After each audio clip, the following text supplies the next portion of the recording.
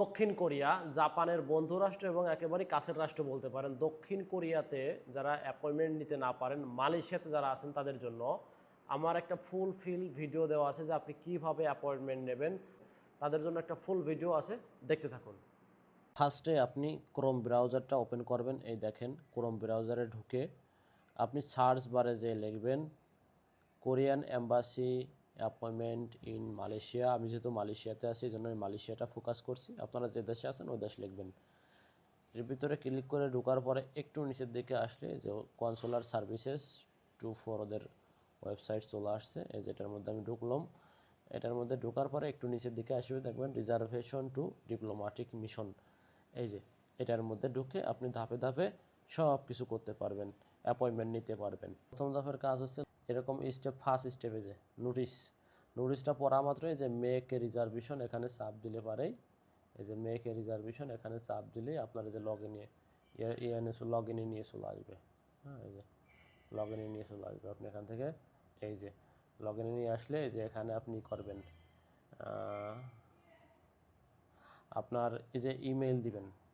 এখানে টিক চিহ্ন দিয়ে সব তিনটেই ওকে করে নেবেন। তারপরে যে এখানে আপনার পাসপোর্টের সমান নাম দেবেন, এখানে ইমেলটা সিলেক্ট করে দেবেন যাতে ইমেইলে আপনার কোডটা যায়। এখানে ইমেলটা বসাবেন, শুধু ইমেলটা বসাবেন। দেখেন @ দেওয়াই থাকে। এবং কোডটা আপনি কোথায় নেবেন, এই যে ইমেল দিলে পারে এখানে ইমেলটা সিলেক্ট করে দেবেন। নিচে যেহেতু আমি মালয়েশিয়াতে আছি আমি এখানে মালয়েশিয়া সিলেক্ট করব। আর এপাশে আপনার ফোন নাম্বার থাকবে, যে ক্যাপচারটা এখানে বসিয়ে দিয়ে, হ্যাঁ, এই যে সেন্ড ভেরিফিকেশন নাম্বার দিয়ে দিলে পারেই আপনার ইমেলে একটা ওটিপি যাবে। সেই ওটিপিটা এখানে বসায় লগ ইন করলে লগ ইন হয়ে যাবে। করতে হবে 2 নম্বর ধাপে এখান থেকে আপনি সিলেক্ট করতে হবে যে আপনি কোন দেশে আছেন। হ্যাঁ, তো এখানে যদি আপনি এখান থেকে যেগুলো আপনি বাংলা ইংলিশ করে নিতে পারবেন। তো আমি যেহেতু এশিয়ার মধ্যে আছি তখন এখানে চাপ দিব, দিয়ে এখানে খুঁজবো আমি কোন দেশ থেকে করব। এই যে ইন্ডিয়া, পাকিস্তান, বাংলাদেশ, যা মন চায়, ভুটান টুটান। হ্যাঁ, দেখুন যে এখানে একটা একটা করে চাপ দিবেন, বিস্তারিত চলে আসবে। যেহেতু আমি মালয়েশিয়াতে আছি সেহেতু আমি যে মালয়েশিয়াতে সিলেক্ট করে দিলাম। এই যে এখানে যে সিলেক্ট কনসুলেট জেনারেল, এখান থেকে Kuala Lumpur Korea in Malaysia embassy, কোরিয়ার এম্বাসি ইন মালয়েশিয়া, এটা ওকে করে দিলে পারে এখানে আর কোনো কাজ নেই, অটোমেটিক এগুলো সব পূর্ণ হয়ে যাবে যখন আপনি করে দেবেন। যে এটা embassy of Republic Korea in Malaysia, এটা করে দিলে এখানে অটোমেটিকলি সব লেখা চলে আসবে। এরপর আপনি নেক্সট করে দিবেন। 3 নাম্বার স্টেপে এখানে আসার পরে ফার্স্টে যে আপনি এখানে সিলেক্ট করবেন আপনি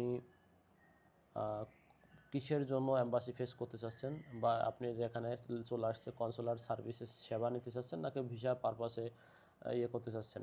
হ্যাঁ, এটা সঠিক করে দেওয়ার পর এরপর আপনি এখান থেকে দেখেন যে আনঅ্যাভেলেবেল মানে একটা ডেটও ফাঁকা নেই। আবার যে অ্যাভেলেবেল এই কালার থাকলে পরে মনে করবেন যে ডেট ফাঁকা আছে।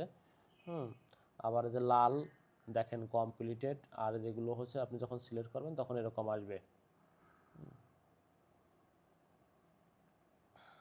এখানে একটাও আসতেছে না এখনো।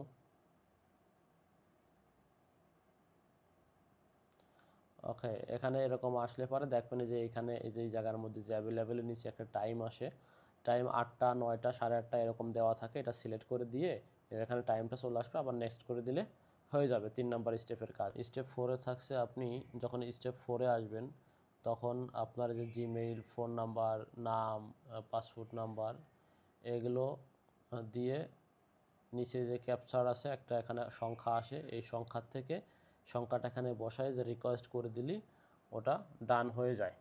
অ্যাপয়েন্টমেন্টটা যখন আপনার ফুলফিল কমপ্লিট হয়ে যাবে তখন দেখেন এরকম একটা টিক চিহ্ন আসবে, your visit reservation has been complete.